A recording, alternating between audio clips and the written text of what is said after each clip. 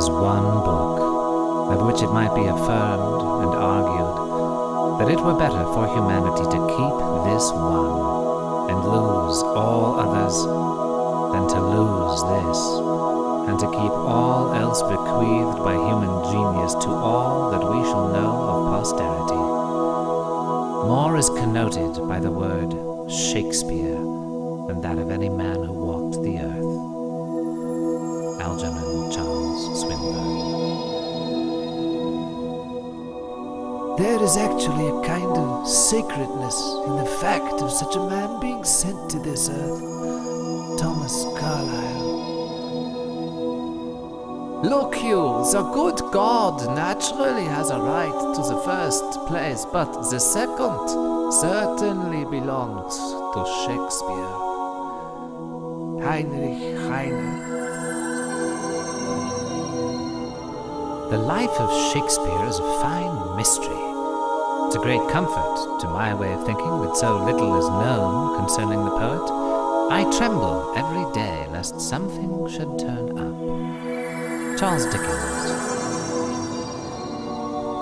I am one of those Brontosaurians, in that I don't know who did write the plays, but I am quite composedly and contentedly sure that the Stratford man didn't. Mark Twain. I'm sort of haunted by the conviction that the divine William is the biggest and most successful fraud ever practiced upon a patient world. Henry James.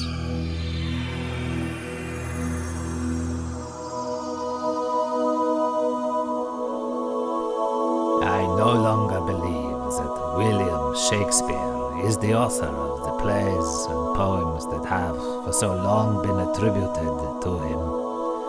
He has almost nothing to support his claim. It almost irritates me that you should support the notion. Sigmund Freud. The life of Shakespeare is a fine mystery, fine mystery, fine mystery.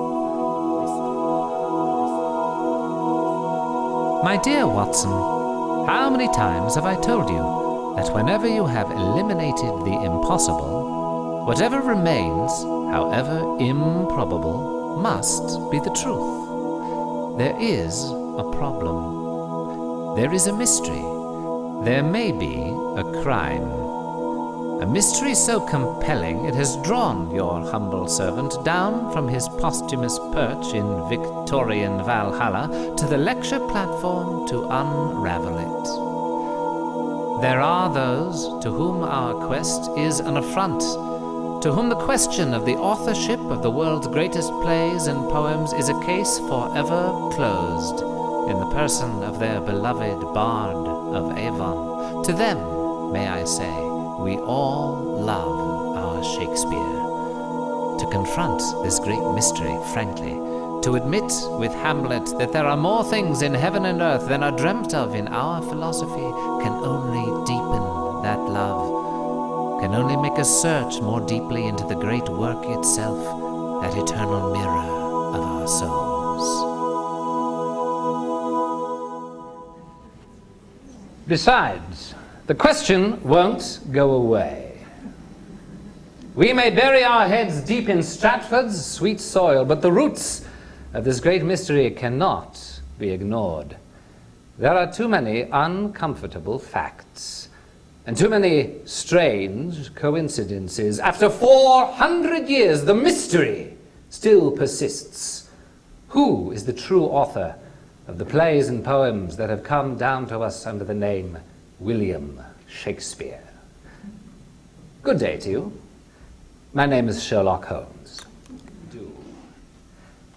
As my good chronicler, Dr. Watson, has made clear to succeeding generations, I have ever craved intellectual stimulation above all else. And I challenge you to find a more compelling mystery than this one, or a worthier subject. Given a universe of intellectual questions, the Shakespeare mystery compels my attention, as I believe it will yours. So then, How did it begin? This mystery began almost 3 centuries ago, as those who loved the Shakespeare plays and poems, seeking to learn more about this extraordinary genius, found that where they expected to find one Shakespeare, there were 2.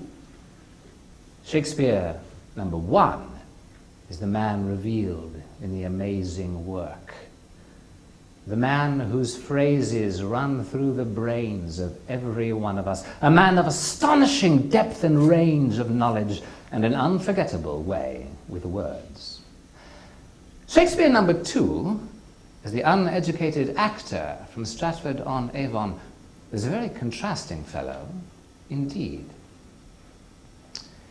One may peruse the plays quite deeply, and there is a controversy in our question, but read the plays and poems and you will have to conclude, first of all, that Shakespeare had the largest vocabulary of any writer who ever lived. Most educated people today make do with about 3,000 words. A first-rate author will use about 8,000. Shakespeare's vocabulary has been conservatively estimated at 20,000 words, 70 to 200 of which he used only once and never again, 3,000 of which he invented. One of them, by the way, he coined the word meditation. Legal scholar. Shakespeare's range of legal knowledge was so deep that the great legal masters of 3 succeeding centuries regarded him as their peer and equal. He uses legal phrases and allusions throughout the plays, never incorrectly. That he was a scholar in ancient languages, Latin and Greek, as well as being fluent in Italian and French. That he had been to sea and knew firsthand the nautical terms, which he never uses incorrectly, as experts have testified. That he was deeply familiar with the ways of the royal court of Queen Elizabeth and of the aristocracy in general. Well-versed in medicine and medical terms, showing almost a doctor's knowledge of disease and anatomy, with a keen understanding of morbid psychology and the various degrees of mental illness. A sportsman who reveled in the games of the aristocracy, such as fox hunting, falconry, and archery. Falconry in particular, in Shakespeare's day, was a fading sport practiced exclusively by the nobility. And yet he knew its many arcane terms perfectly, and the imagery of falconry is everywhere in his plays. He was a widely traveled man who knew firsthand the topography of France and northern Italy. He was, in fact, an enthusiast for all things Italian. Dismissive of money matters and careless of his finances, a classically aristocratic attitude that one finds throughout his work. Finally, we know that his work was famous in his own times, that Queen Elizabeth and her successor King James delighted in his plays, that his epic poems were what we would call bestsellers in their day. And so, naturally, we should expect to find, as we do for other writers of his day, written references from the time that identify him personally as the author of these works. Letters to him by others, letters by him to others, letters about him between others, a written record of financial transactions, etc. In short, a written record of a living, breathing writer, known personally as such to his contemporaries. And of course, we should expect to find evidence that so profoundly learned a man must have owned a large private library. Such is the Shakespeare we must expect to find, given the evidence of his immortal works. So then, now we come to it. Shakespeare, number 2, The Origin of Doubt and Mystery, the man from Stratford-on-Avon. 4 centuries worth of diligent search by an army of scholars has revealed the following. No one has ever found authentic writing of any sort by the man known to his neighbors as William Shakespeare, beyond 6 wobbly signatures affixed to legal documents, none of which is related to plays, poetry, or publishing. For all anybody knows and can prove, this man never wrote a play in his life. For all anybody knows and can prove, this man never wrote a letter in his life. Handwriting experts have questioned whether he could write at all. In his last will and testament, a very tidy document drawn up by a law clerk, he notes his every possession down to his second best bed, which he famously left to his wife, Anne. He mentions not a single book, not a single unpublished manuscript, not a single paper. This in an age when books might cost what an automobile would today. A diligent search of every town for 50 miles around by a Shakespeare-loving cleric a generation later could not turn up a single book owned by the Stratford man, not even the family Bible. One can only conclude that he did not have a private library of any sort. Yes, strange but true, the man who supposedly wrote immortal works that show profound learning did not own a single book. There is no record indicating that Shakespeare of Stratford ever went to school a day in his life. He grew up in a nearly bookless town as the son of parents who could neither read nor write. For that matter, he never taught his children to read or write either. Try wrapping your minds around that. Shakespeare's children couldn't read. Parents, you may feel somewhat sympathetic. Whoever wrote these plays was a giant intellect. During the years in which such a brilliant young mind would be absorbing the range of knowledge shown in the plays, his biographers would have us believe that he had quit school and was working as a butcher's apprentice slaughtering calves.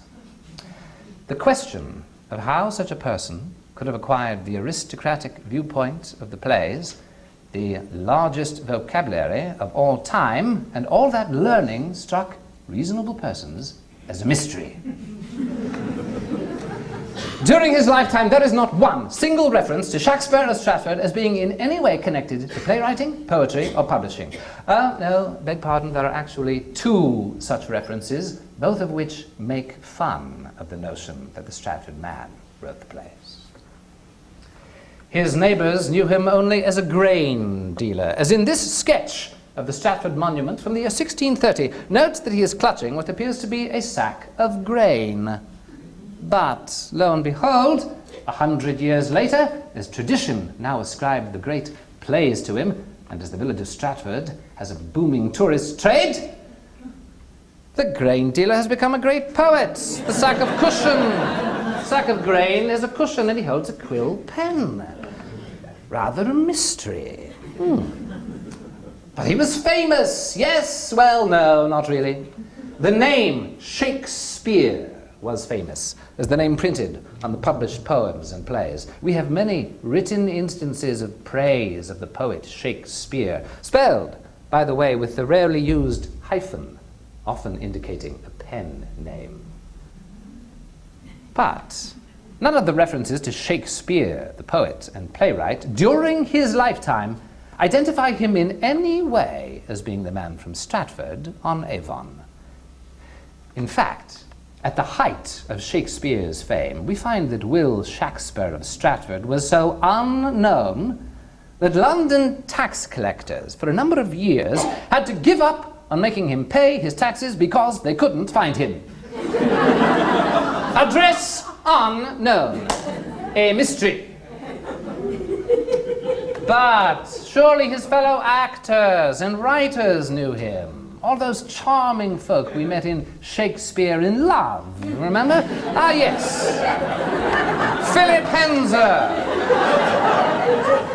The fellow with his feet in the fire at the opening of the film, played by Geoffrey Rush.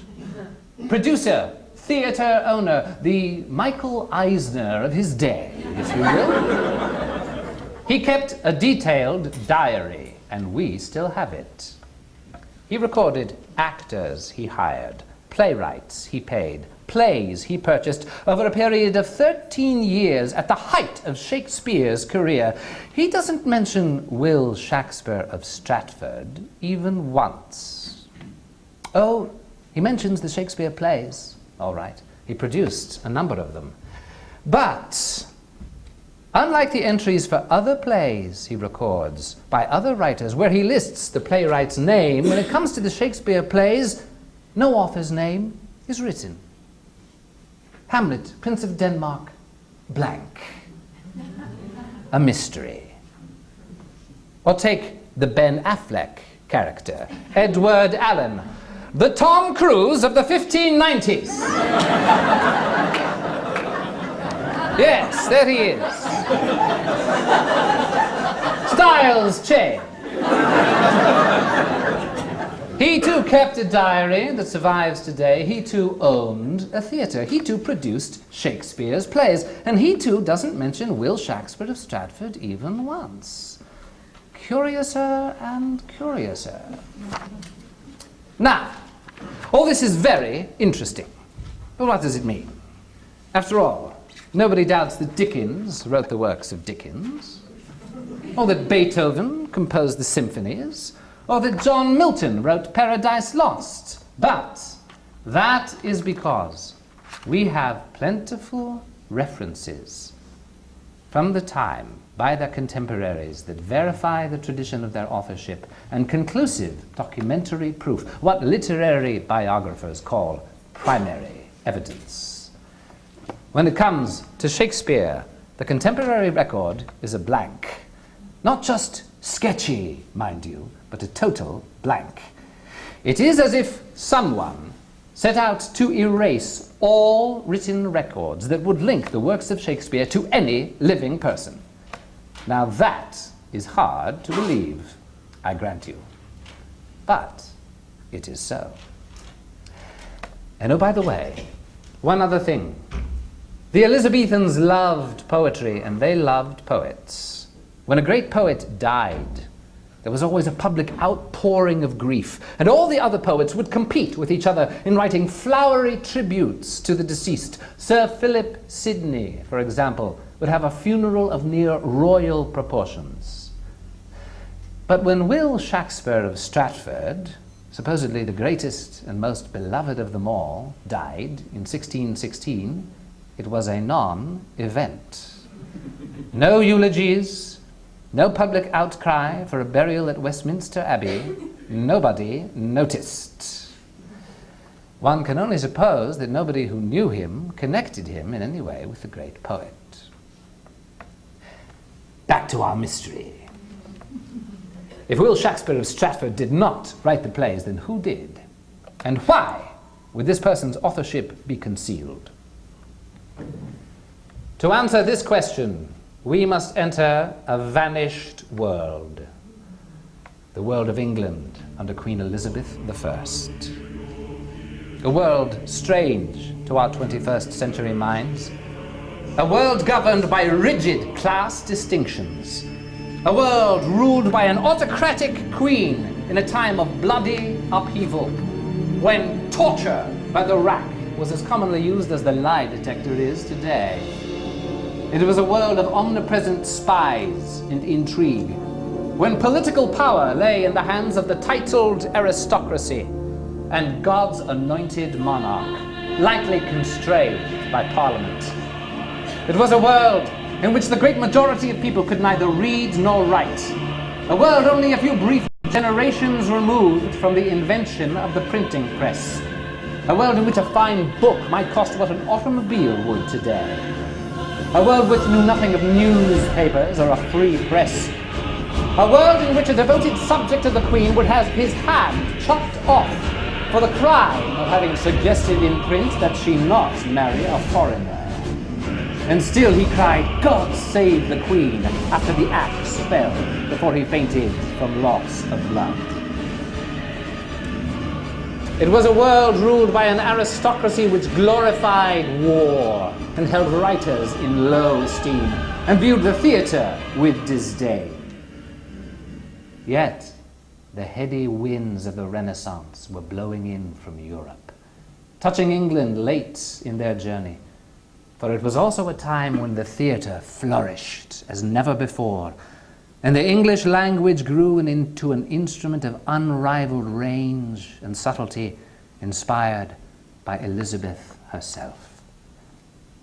A woman of brilliant wit and profound learning, who adored poetry, adored poets, and was addicted to plays. At the court of Elizabeth I, to be a brilliant poet was to win her favor, and to win her favor was to win riches, influence, power.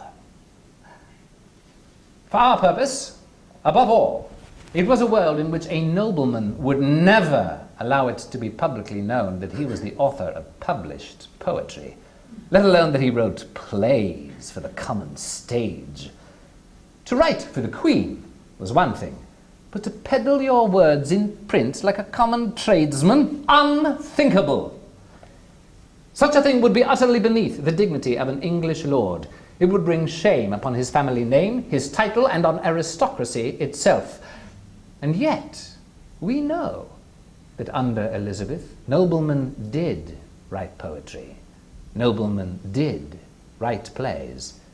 In the year 1589, George Puttenham would write that poets were subject to scorn and derision, and that noblemen who did write poetry suppressed it or suffered it to be published without their own names to it, as if it were a discredit for a gentleman to seem learned. It is in this vanished world that we must look, in our search for one of the greatest human beings who ever lived. Now, there are those who ask, at this point, who cares? What does it matter? We have the great plays and poems, and whoever wrote them has been dead for over 4 centuries. What does it matter who Shakespeare was? To this, one can only answer that if it doesn't matter who Shakespeare was, then it doesn't matter who anyone was. Gautama Buddha, Julius Caesar, Jesus Christ, Joan of Arc, Wolfgang Amadeus Mozart, Albert Einstein, and every other pinnacle of human greatness who has inspired the world topples into dusty irrelevance. Who cares? We all care. You care. Because if it doesn't matter who Shakespeare was, then it doesn't matter who anyone was. It doesn't matter who you are. Truth matters. Art matters. The struggle to create matters. The man who gave us this great gift deserves to be known and honored. We owe him that. So then, who was he? 200 years ago, educated, sensible people who couldn't accept the Stratford man as Shakespeare began to look for the true author. In the early years of the 19th century, a promising candidate was identified. In looking for a man of Shakespeare's day who possessed the nearly universal knowledge displayed in the works, the skeptics hit upon the great philosopher Sir Francis Bacon. An intimate of the royal court under both Elizabeth and James, a great statesman and diplomat, he was also a spy master who was expert at the art of encoding messages for secret communication. Believing that Bacon had cleverly revealed his authorship through hidden messages encoded in the plays, leading Baconians, as they were called, spent lifetimes poring over every syllable in Shakespeare, attempting to unlock the secret code they were certain would reveal to the world the true author. Here is one example of their efforts. They never found it. Other candidates were proposed, another character from Shakespeare in Love, the playwright Christopher Marlowe. A brilliant mind, highly educated at Cambridge University, and the author of several fine plays under his own name. At his best, he was capable of turning out verse not only on a level with Shakespeare, but markedly similar to it. Sadly, however, he was stabbed through the eye in a drunken brawl at age 29 in the year 1593, when many of the Shakespeare plays are supposed to have not yet been written. But Marlowe theorists, or Marlovians as they style themselves, suggest that he didn't really die, but faked his death in order to avoid torture. He had been charged with heresy and homosexuality, and he was spirited out of the country by his lover, Thomas Walsingham, cousin of the Queen's spy master, Sir Francis Walsingham, played here in the film Elizabeth by our old friend Geoffrey Rush. He then wrote the plays from abroad, according to the theory, and sent them back to England under the pen name Shakespeare, which first appeared in print a few months later. An interesting theory, and not so far-fetched as it might seem. Faking one's death was an old spy trick, even in those days. But it still leaves us in the Elvis lives category of bootless speculation. No. We need greater proof in our mystery than simply to say Marlowe has left the building. And indeed, it is in this wacky territory that those in quest of the true Shakespeare soon found themselves. One candidate after another came forward until the field was crowded with Shakespeare wannabes, as your current idiom has it. The Earl of Derby, the Earl of Pembroke, Mary Sidney, sister of the poet Philip Sidney, even the Queen herself. And of course, the academic authorities clung to old Will Shakespeare of Stratford, despite the growing chorus of doubt from eminent writers and thinkers. And who could blame them? In the absence of a truly convincing alternative, one could hardly expect to overturn a 400-year-old tradition, however dubious its origins. It seemed as if the mystery of Shakespeare would reverberate down to the last days of history, as if these immortal plays were indeed simply a gift from heaven, dropped down out of the blue, the work of no human hand. And then, in the year 1920, an English schoolmaster named Thomas Loney set out to do what no one, curiously enough, had before attempted. Unable to accept the Stratford theory, having taught the plays to a generation of students, he set out with no preconceived notion of his own to search for the true Shakespeare systematically and with a completely open mind. He approached it, in fact, rather as your humble servant would do in attempting to solve a mysterious crime. We must, he said, free the problem from illogical entanglements and miraculous assumptions, and look for scientific relationship between cause and effect.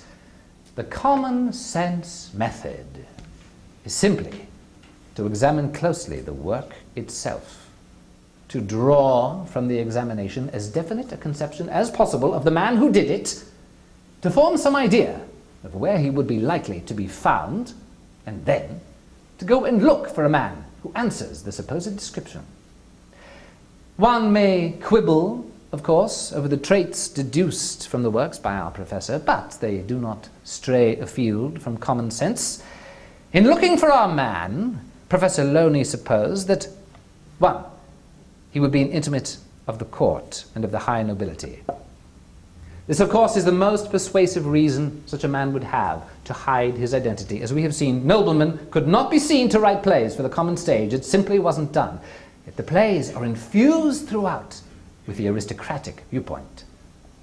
Point 2, that he would be a recognized genius, but mysterious, with a record of wasted talent. That he would be an apparent eccentric, Possessing as he did one of the most sensitive and multifaceted personalities of all time, at once as solemn as Hamlet and as fun-loving as Falstaff.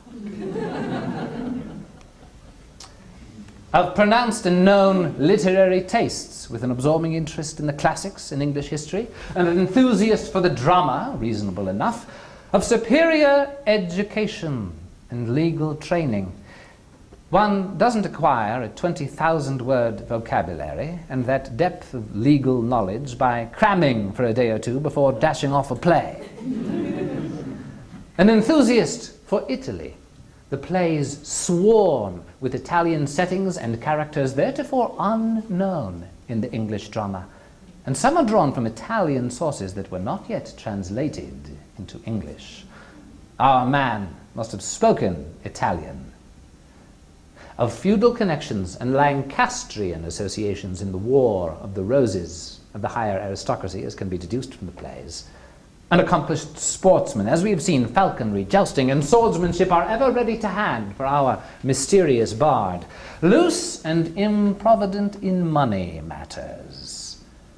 Shakespeare's scorn for money-making and hoarding, a classically aristocratic attitude, is seen throughout his work and is particularly at odds with the record of Stratford's small claims court whiz, Will Shakespeare, who was always suing his neighbours for the recovery of petty sums.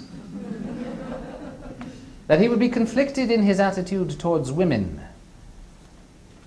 A man who could create such female characters of such wit, heart, and verve as Cleopatra, Juliet, and Beatrice cannot but have respected their sex as equals.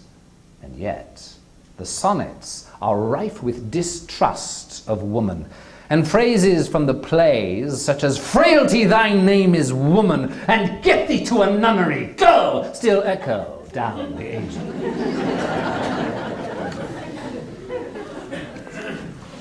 Having deduced these probable traits, our professor then catalogued all the leading candidates, as well as every prominent nobleman or writer of the time who might conceivably lay claim to the mantle of the bard. And quite unexpectedly, one man, theretofore unsuspected, stood out from all the rest, emerging from the mists of history to command the attention of unprejudiced minds. Point by point, the mysterious blanks of our story were filled in, revealing Edward de Vere, the 17th Earl of Oxford. Professor Loney stumbled upon the discovery almost by chance when he came across an early sample of de Vere's poetry. Its similarity in style, content, and theme to the Shakespeare sonnets was remarkable. On further investigation, he found that de Vere was a widely praised court poet and playwright whose plays were mysteriously lost to history. As he pursued his search, 1,000 pieces fell rapidly into place, to wit, of the higher nobility and an intimate of the Queen's court, of no less noble blood than Elizabeth herself. De Vere was, in his youth, acknowledged to be her favourite courtier, and may have been, for a time, her lover. He married the daughter of her most trusted counsellor, Sir William Cecil Lord Burleigh, and in later years was given a mysteriously huge allowance by the notoriously tight-fisted Queen of £1,000 per year, a huge sum in those days, more than she paid for the running of the National Post Office. This secretly paid allowance was renewed by her successor King James, who called the Earl Great Oxford. As no accounting was required of de Vere for this enormous sum, one can only wonder what great service he performed for it. The wasted genius. De Vere was called by his contemporaries a preeminent writer, accounted the best for comedy at Elizabeth's court, the first among noblemen poets, said his contemporary George Puttenham, if their doings could be made known. His early lyric poetry under his own name showed great promise, but he fell mysteriously mute in later life, prompting Britain's national biography of Dictionary of Biography today to state that, quote, an unlifted shadow lies over his memory. The eccentric, a passing singular odd man, one contemporary called him.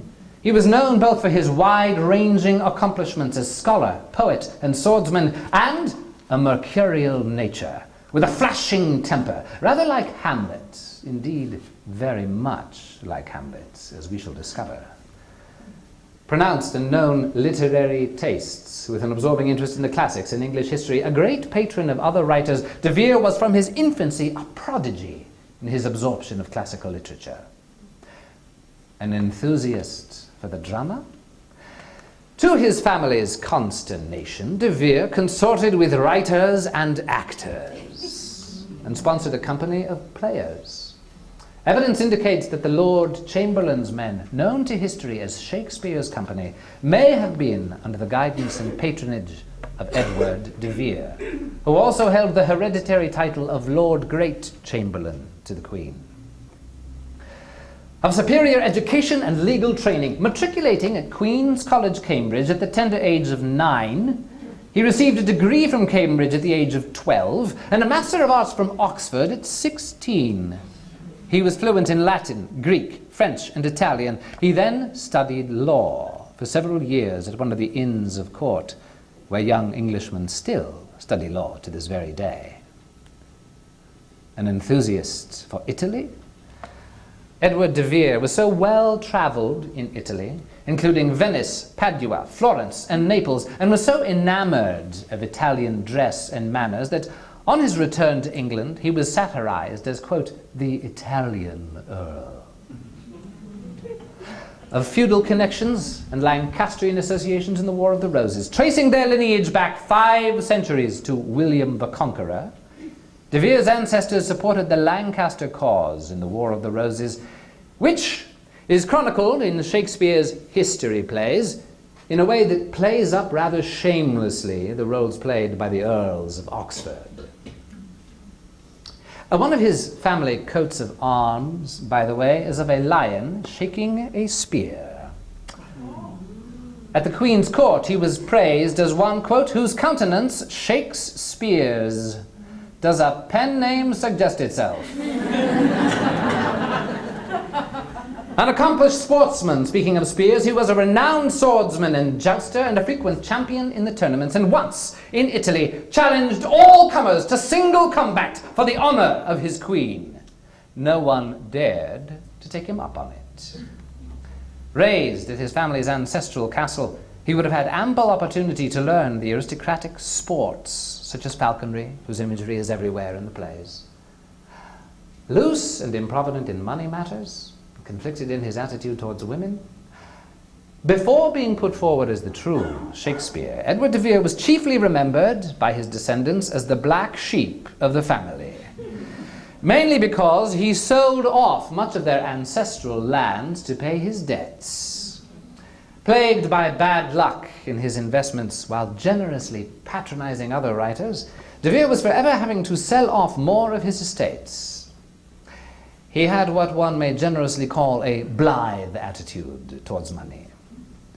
Which brings us to the question of his attitude towards women and reveals a series of coincidences between the Shakespeare plays and the life of Edward de Vere that can only be called astonishing. Whatever one's position on the authorship controversy may be, it has long been agreed that Shakespeare reveals himself most fully in the person of Hamlet, Prince of Denmark, commonly regarded as the most fascinating character in all of fiction. The correspondences between the gloomy prince and our mysterious earl are striking indeed, and led Sigmund Freud, among others, to conclude that the latter created the former. For example, "Frailty, thy name is woman," Hamlet cries as the play opens. Hamlet's world has been poisoned by the sudden death of his father, King Hamlet, followed 1 month later by the sudden remarriage of his mother, Queen Gertrude, to his father's brother, Claudius, who takes advantage of Hamlet's absence at school to claim the throne. How weary, stale, flat, and unprofitable seem to me all the uses of this world, Hamlet tells us as the play opens. He is already contemplating suicide. And what of De Vere? Edward de Vere, too, lost his beloved father suddenly as a very young man, whereupon his mother remarried with unseemly haste, and his claims to his ancestral land were then split up between his mother's new husband and the man many have taken to be the historical model for Claudius, the cunning and ambitious Robert Dudley, a favorite of Queen Elizabeth's, seen here in the recent film. Neither a borrower nor a lender be. It has long been known since the day the play was written that the character of Polonius, the windy old word bag of a counsellor in Hamlet, whose fatherly advice we're all always hearing, was a blatant satire on Queen Elizabeth's most trusted counsellor, Sir William Cecil, Lord Burleigh. Polonius's famous fatherly advice is a parody of Burleigh's fatherly advice to his son Robert, which we have just quoted. Well, what of Edward de Vere? Well, there are significant problems here if you suppose that a lowly actor from the backwoods village of Stratford is daring to lampoon the Queen's Lord Treasurer on the public stage. Having his hand chopped off would probably be getting off easy. Stranger still, Burleigh's advice to his son Robert was not published until years after the play was written, begging the question of how a common actor could have had access to the private papers of Lord Burleigh, much less hope to get away with mocking him in a play performed for the court. Yet when Hamlet was published, it appeared with the royal coat of arms, the majestic seal of approval on the title page. Well, all these conflicts disappear if one looks to Edward de Vere as the playwright. For in sending up Lord Burleigh, de Vere was making fun of his father-in-law. Yes, that's right. For students of the play, in real life, Hamlet married Ophelia, just as mercurial Edward de Vere married sweet Anne Cecil, the naive daughter of court councillor Lord Burleigh. Being himself of the noblest family in England, and an intimate of the Queen's, only that fun-loving prankster de Vere could hope not only to get away with such a thing, but to have it winked at with the royal seal of approval. And of course, access to Burleigh's private papers, while easy for de Vere, is not even necessary, as Burleigh's typically preachy lecture was very likely a family joke. Well, there goes Dad with that old neither a borrower nor a lender be speech again. And the parallels with Hamlet do not stop there. The most famous dramatic speech in history, to be or not to be, for some 200 years has been thought by scholars to be based on the book Cardanus' Comfort. The words touching on death and sleep are markedly similar, and its influence can be seen throughout the works. And as it happens, Cardanus' Comfort, translated from the Latin by one Thomas Bedingfield, was published in the year 1573 by the commandment of, and at the expense of, and with a dedication by, yes, the 17th Earl of Oxford, our friend Edward de Vere. Of course, Shakespeare of Stratford is unlikely to have read it, as he apparently did not own a book of any kind and was only 9 years old. And there's more. Hamlet's trusted friend is the even-tempered Horatio. De Vere relied upon his famously even-tempered cousin, also called Horatio. Hamlet is captured by pirates crossing the English Channel and is later released. De Vere was captured by pirates crossing the English Channel and was later released. Nor do the parallels between Earl and Bard end there. Time does not permit me to catalogue the some hundreds of further remarkable and specific coincidences between the works of Shakespeare and the life of Edward de Vere. But let us shed a brief ray of light on those mysterious sonnets. that intriguing and disturbing set of 154 intensely passionate masterpiece poems. The sonnets are dedicated to and celebrate the poet's friendship with the much admired Henry Wriothesley, 3rd Earl of Southampton. If the sonnet sequence, which is a subject of great scholarly debate, could be said to have a single unifying theme, all might agree that it is this: the supremacy and immortality of great art and of poetry.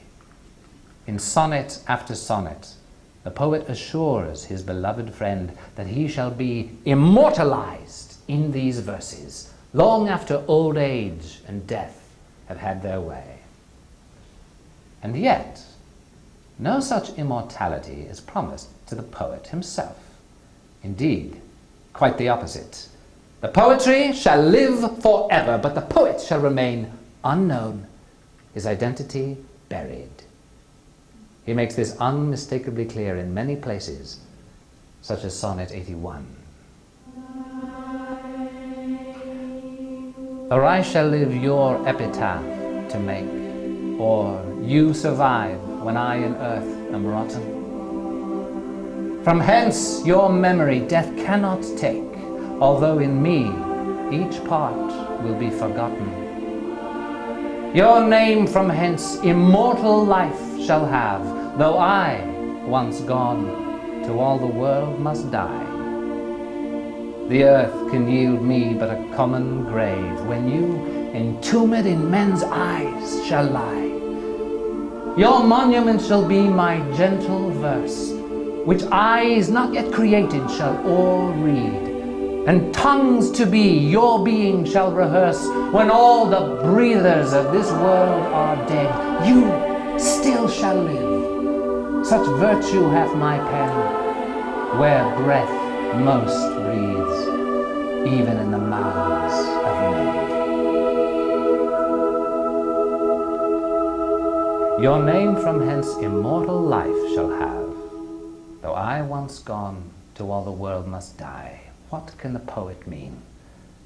Except that he will be denied the credit for poems he knows will live forever. It's a recurring theme, for he says elsewhere, my name be buried where my body is, and live no more to shame, nor me nor you.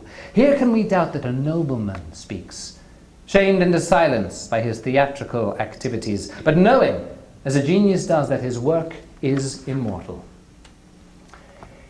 It is worth noting that 4 centuries of diligent search by an army of scholars has failed to come up with a single shred of evidence connecting Shakespeare of Stratford to the Earl of Southampton, to whom the poems are written and dedicated. As for De Vere, he knew Southampton well. His daughter Elizabeth very nearly became Southampton's wife. Let us leave the rarefied realms of the poetic and descend back to the hard ground of facts and logic. Our mystery is solved by certain postulates, each one based upon the one preceding, each one well-grounded in evidence. Postulate number 1. The works of Shakespeare were written by a highly educated nobleman. All the evidence supports this theory. It's not strictly impossible. They could have been written by a rustic actor. Human genius crops up everywhere. But the evidence does not support it, and it strains credulity to the breaking point. Postulate number 2. The nobleman used a pen name to conceal his authorship. As we have seen, social pressure of the day demanded this. Nobleman did not write poetry. It wasn't done. If postulate number 1 holds, postulate number 2 follows inevitably. Postulate number 3. A stand-in was needed. An actual person to point to as the author. A pen name is not disguise enough. So the plays were written under the pen name William Shakespeare. Well, who is he? Where is he? The disguise would not last unless it were embodied by a living person. The evidence indicates that sometime in the late 1590s, Will Shakespeare of Stratford, a low-level theatrical functionary with an apt name, was prevailed upon by the authorities to fill this role and paid off handsomely to return to Stratford. He bought the second-best house in town about this time, and to keep modestly reticent about his London doings, Given his modest education, the pseudonym would be penetrated too easily in London, where his lack of qualifications as a great poet would be too obvious. So back to Stratford he went, suddenly quite a wealthy man after a mere 8 years in London, and there, for the most part, he stayed, supposedly commuting up to London, a 3 days' journey, to write the plays, if you buy the Stratford theory. Postulate number 4. Elimination of the paper trail. This postulate is, on the surface, highly implausible. For the disguise to hold up for posterity, the following documents would have to vanish.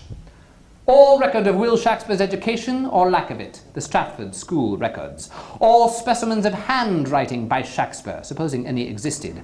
The Lord Chamberlain's records for Shakespeare's acting company during the period of the plays. All prompt books and financial transactions bearing on the plays. All documents of any kind in the poet's own handwriting that would betray his authorship, including original manuscripts, diaries, letters. Most of Edward de Vere's letters, except those saved by Lord Burleigh and his son to tell their version, have vanished. All written references by prominent people of the time who might be expected to have known the poet personally. Now I grant you, it is unlikely that all these documents could vanish without a trace. But the question of likelihood does not arise. It happened. All those documents are gone. It is the root of the Shakespeare mystery. It is why people are still asking who he was 4 centuries later. It's worth repeating that ample documentation exists from those years for far more obscure figures than the great bard. Despite the ensuing civil war, despite the great fire of London, documents survived, but not for Shakespeare. If we had those documents, I would not be standing here. But they are gone. Nor would it require a vast and improbable conspiracy to keep the authorship secret. In an autocratic monarchy, in an age of spies and torture, you don't need a conspiracy. Fear and central control work quite well enough. Lord Burleigh and his son Robert after him were uniquely placed in their almost total control of public records to cleanse the record. The playgoing public? They were in the dark from the beginning, as the pen name Shakespeare was not attached to the plays until years after they were first performed. The tight circle of those in the know at court would not have wanted the secret known, and the small circle of actors and writers would not have dared to divulge it. De Vere was their patron, and not a man one would wish to offend. So, the nobleman wants to go slumming with theatrical types? Well and good. We'll have a grand old time with him. But never overstep that huge gulf of class distinction. No conspiracy is required. It simply isn't done. To sum up, look to Stratford and Shakespeare as a blank, an unacceptable void, an utter contradiction. Look to Edward de Vere, and our beloved poet is there in living, breathing reality, with 1,000 stories to tell. And when it came time to publish perhaps the greatest book of all time, the first folio collection of Shakespeare's plays, the expense was borne by Edward de Vere's son-in-law, the Earl of Montgomery, who would have had access to the manuscripts, and his brother, the Earl of Pembroke, who nearly married de Vere's other daughter, both known for their love of poetry and the theatre. They did their duty in maintaining the disguise, of course, and laid out the vague references to the Stratford man in the dedicatory addresses that are the basis of the Shakespeare tradition. But read those references carefully, my friends, and you may sense tongue planted firmly in cheek.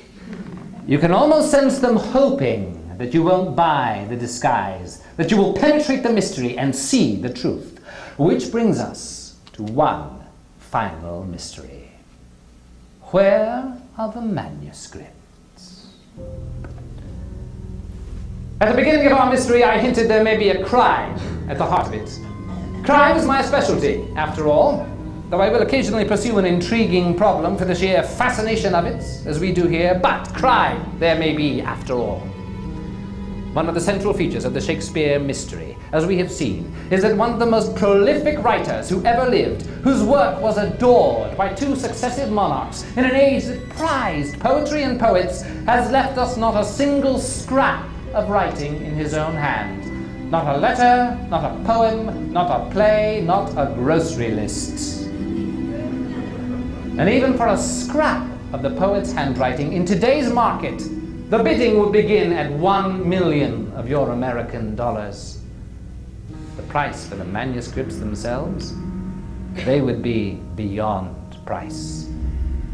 To discover the Shakespeare manuscripts at this late date, after the greatest literary paper chase of all time, would dwarf the revelation of King Tut's tomb. Let's dare a hypothesis, shall we? Suppose you have the manuscripts in your hands. Suppose you know their worth, that the works are an immortal gift to mankind. Suppose you knew and loved the true author and wished to preserve his memory.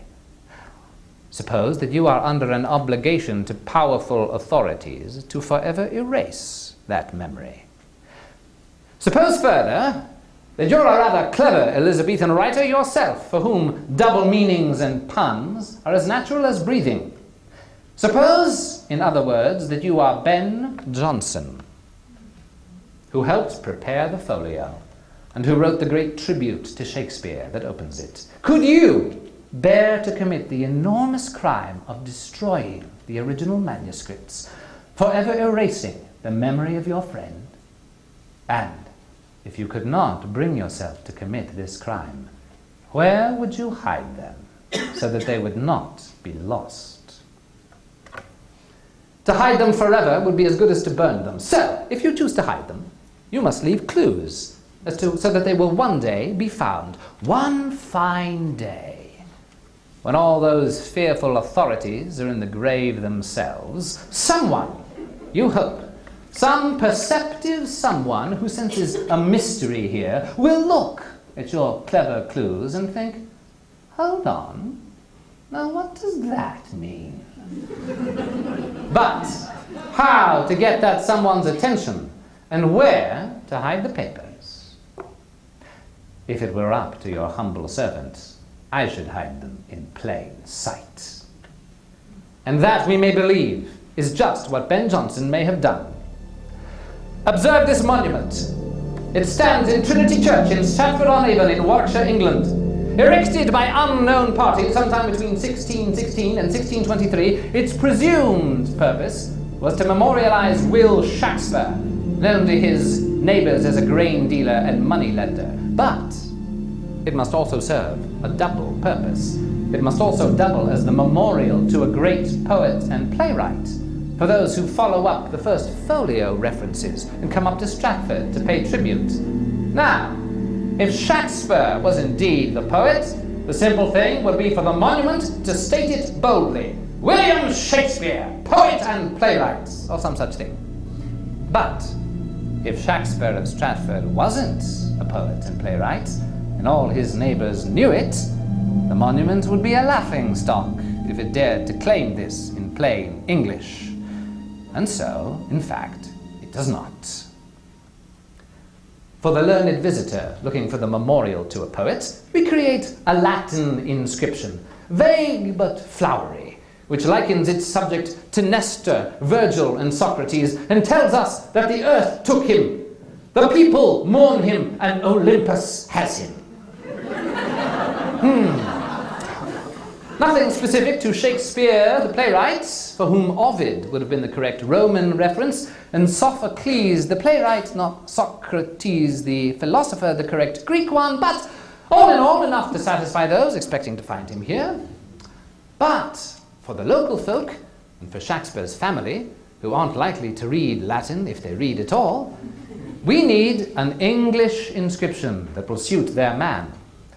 This inscription must not rule out the idea that he could have been a poet, but neither can it state plainly that he was. And of course, if you're Ben Jonson, You'd like it to leave those clever clues for the next generation to unravel. But first, you must get their attention. Stay, passenger! Why goest thou by so fast? Read, if thou canst, whom envious death hath placed within this monument. Shakespeare, with whom quick nature died, since all that he hath writ leaves living art but page to serve his wit. Not much of a tribute to the greatest writer who ever lived. Certainly nothing about plays or poetry, but note those first few lines. It's as much as to say, stop, look, can you read? Do you know whom envious death hath placed within this monument? Shakespeare. Ah, but there's a catch. The body of Will Shakespeare isn't in the monument. It's buried a few yards away under the floor with the famous curse on it, "Cursed be he who moves my bones." The monument is plainly too small to hold anyone's body. And yet, we're asked by the inscription to believe that Shakespeare is within the monument, a monument too small to hold a body. But what if Shakespeare is not a body? What if Shakespeare is a body of works?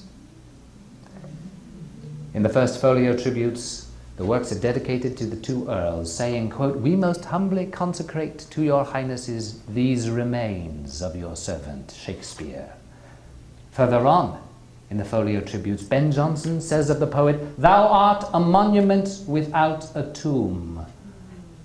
And yet further on envisions a day when, quote, "when that stone is rent and time dissolves thy Stratford monument." And further on, every line, each verse here shall redeem, revive thee from thy hearse. Do we need a further hint? Look above.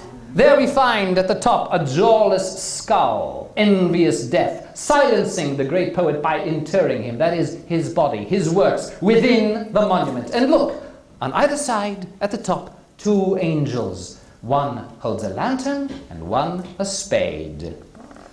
"My name be buried where my body is," the poet tells us in the sonnet. If you need a plainer invitation to dig, I cannot think of one. If the manuscripts are there, they are the greatest buried treasure on the planet. Perhaps they're not there. Perhaps the clues do not mean what they seem to. Or perhaps the papers were removed in the intervening years by those who knew. I, for one, should like to know.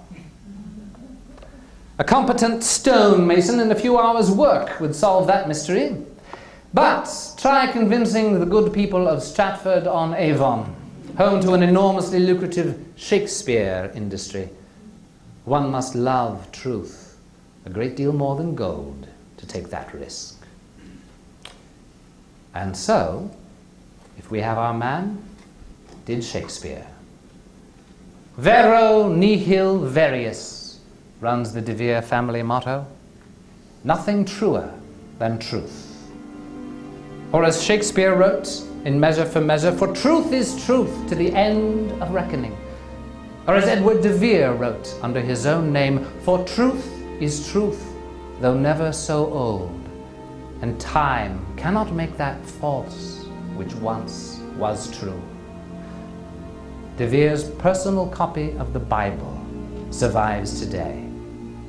A scholar has recently discovered it contains hundreds of underlined passages in his own hand that correspond to biblical references in the works of Shakespeare. Other passages refer to works done in secret, as an offering to God alone, which will never be known to the world, detachment from the fruits of one's work. As Ben Jonson said, so rightly, the poet's immortal gift to us all. "But stay, I see thee advanced in the heavens and made a constellation there. Shine forth, thou star of poets." He was not of an age, but for all time.